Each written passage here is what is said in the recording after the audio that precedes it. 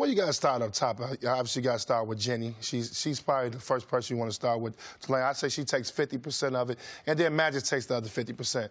I think, one, she did a terrific job in hiring Magic Johnson, somebody she believed and trusted in. She put her faith in. And she did a good job. But you can't hire Magic Johnson, a guy who's a great businessman, who's built his empire to $600 million and what he says, to not give him full control. And obviously, he did not have full control of this team. Not being able to pick his coach and bring his coach in, not being able to hire and fire the people that he wanted to hire and fire. She held tight on some people and questioned some moves when he wanted to get rid of them. But when you give a guy like Magic Johnson total control, you got to believe that he knows he's doing the right thing. And obviously, he showed you that when he was able to land the best player in the world in LeBron James. You had to sit back and trust him. And he was going to build it. He had an idea and a plan to build this thing up to get the team back to championship level. And she was not willing to part ways in her friendship with different people in the organization, whether that was friends, whether that was the Ramses. Obviously, Rob Pelinka, for some odd reason, has a hold on her. Maybe it's got something to do with Kobe. You never know what's going on with that. But if you're going to give it to Magic, you got to give him full control and let him go in there and pick his own staff. The only mistake I thought Magic really made, I thought when he took over the job, he should have hired his own staff. Whether that's the head coach, the scouts, his brain trust, the people that he was going to believe in, even if he had to take Rob Pelinka, everybody else around me would have been my guys that I trust, especially if I know I was not going to be in the office every day and not be able to police things on every day. That staff would have been all my guys that I trust to go out and scout for me, do all my going to colleges, overseas, the things that's needed on a day-to-day basis. I would have had that in place, and along with the coach. Yeah, Jeanie Buss has to take a lot of the blame for it because she's the owner of the team, and she hired and appointed these people. She hired Rob Pelinka. She hired Magic Johnson. It was never going to be a relationship that was going to work. So who's going to take responsibility for that? The person who hired them should have done that. Magic Johnson never had a chance because he never had realistic expectations. What Magic was trying to accomplish in doing that part-time, they just don't go together. Now, you're right. He should have hired his own staff from the beginning, someone who would know.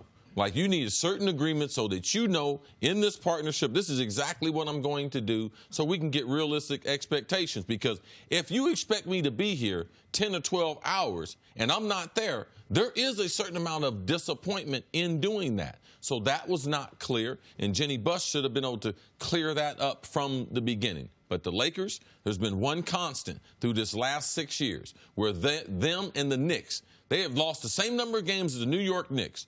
Worst franchises in the NBA. Most in basketball. Yes. So who's been the consistent in that? That's been the owner. She was there before, she was there during, and she's one of the few there after. So to me, the buck stops right with her, and to me, it's not going to get any better anytime soon because she's extended all of her relationships. I mean, Magic Johnson, all right, he's running basketball operations. Kobe Bryant's agent is the general manager. I got Linda Rambis. I'm sending information to her, seeing if she likes it. Her husband's working. They want him to be on the staff. I got Jason Kidd, who potentially can be the coach of the next time.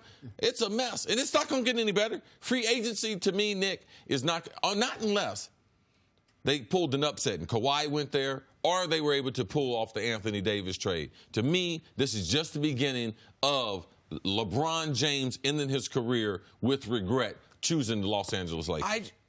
I just can't believe that the Lakers are finding themselves on today's date, what's it, May 29th? Find themselves here when on April 9th, Magic gave them an escape route. There's a downside to hiring legends. One day you sometimes got to fire a legend. And so there's the downside to hiring Magic and then learning, wait, he and Rob don't seem to work well together. They don't like each other. As an added downside, Magic seems to have a somewhat archaic view of how to build a basketball team by going after the Lance Stephensons, Michael Beasleys of the world.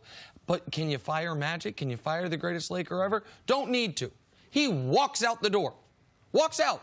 Rob Pelinka is a guy that clearly, as you said in the lead-in, has a reputation not just from other agents, but of being a little duplicitous, not necessarily always shooting straight with you. And so even if Kobe's got a great relationship with him, doesn't mean everyone does. And Magic gave you the opportunity to have a hard reset. The moment they decided we are not taking that opportunity, then what you must do is get in front of a camera and say, I love Magic like a brother, but as president of the Lakers, he was the problem. Rob Pelinka is the solution. Rob is our guy. Who drafted, even if it's lies, who drafted Kyle Kuzma? Rob. Yes. You know what I mean? Who found the things we've done right were Rob. The things we did poorly were Magic. Rob's here 18 hours a day. Magic was here 18 minutes a day. Whatever you got to do. That's the cost of doing business. The reason you don't always do business with friends and family is sometimes you got to do cutthroat business things. But instead, to have Magic walk away, to never get in front of a camera, to have a botched coaching search and just say we're not filling the position. And what you allow is in the void, these stories. In the void, these leaks. You have a story that to me was the primary sources were coaches who were angry they got fired, former members of Luke Walton's staff, because Luke Walton didn't get a hair of criticism in this article, and even if he wasn't the biggest part of the problem, he wasn't part of the solution either, and agents and other executives that have an axe to grind either with Rich Paul or they just want to see the Lakers fail. The Lakers have been dancing through the raindrops for the entirety of their history. Like, oh, could they hit a downside? Oh, wait, Shaquille O'Neal wants to sign there. Like, Kobe's era is going to end poorly. Oh, how about Powell just comes over for his brother, who at the time nobody knew what he was going to be. People have been waiting for the Lakers to fail for a long time. So, of course, now that they're vulnerable, they're going to pick at them, they're going to leak things, they're going to do all these things. It is Jeanie Buss's job to stem that. And there is an element to me of almost the way she has been covered in this of what I would call almost a reverse sexism, which was I think she was initially treated with kid gloves by the media in a way her brothers wouldn't have been because, understandably, I think most progressive-minded people, fair-minded people were very happy to see a woman be in this position of power in major American sports leadership ownership. We hadn't really seen that. But now you have to remove anything from it, say man, woman, whatever. Are you doing a good job? Are you equipped for this job? And Jeanie Buss has given no indication that she is. And the fact that Linda Rambis is the shadow owner of this team, like, you've got to be kidding me. Well, all the dirty laundry is being aired out, and we continue to see that. But Antoine, from your perspective, where did the Lakers go from here? I mean, we can point to Jeanie Buss and say about ownership, but she also has the final say in a lot of things that are happening. What do you think the Lakers can do now at this point? Well, they got to get in the free agency and try to land some, another talented player to play alongside LeBron James, and also try to figure out what are you going to do with these young guys. You got some talent there. You don't have to. And eventually, we got to stop calling them young guys because they're starting to get to their third, fourth year. So these guys can play. So you're going to eventually. Do you believe in this core guys that you brought in, that you drafted to get you over the hump to play with LeBron James? You have to make that decision. Obviously, you're going to go after the best free agents that's out there. It's still LA. Let's understand that. And you still have LeBron James on the team.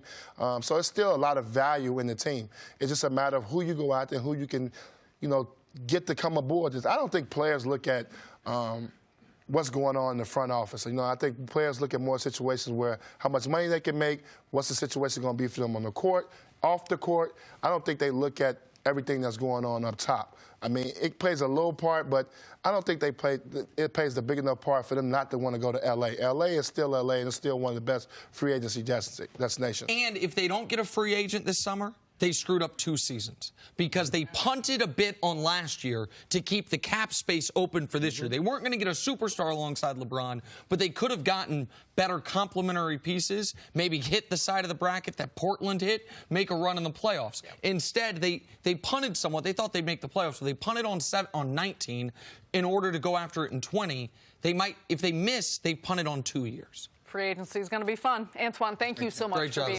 Thanks for watching. Subscribe here to get the latest from the show. Also, be sure to check out more of the best clips from First Things First, or go watch a few segments from our other shows on FS1.